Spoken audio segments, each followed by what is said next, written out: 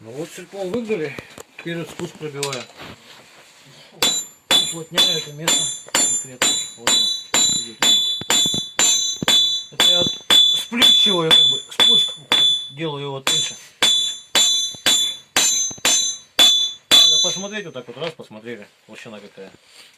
Толщина должна быть одинаковая. Более-менее.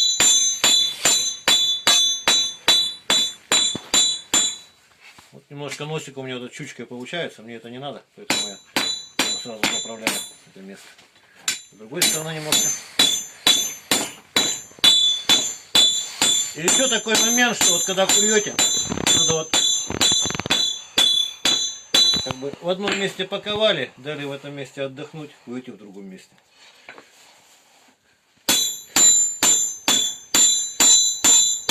Лучше как бы так для клиночка получается. Ага, и вот за этим надо следить, чтобы вот обух сделать на сужение. Тоже. Когда на сужение делаете, он тоже серпом в эту сторону как бы загибается. Когда спуск пробиваете, спуск утончаете, он обратно, в обратную сторону выгибается. Также и с дулом будет происходить, но это позже. В общем, всего доброго, до свидания.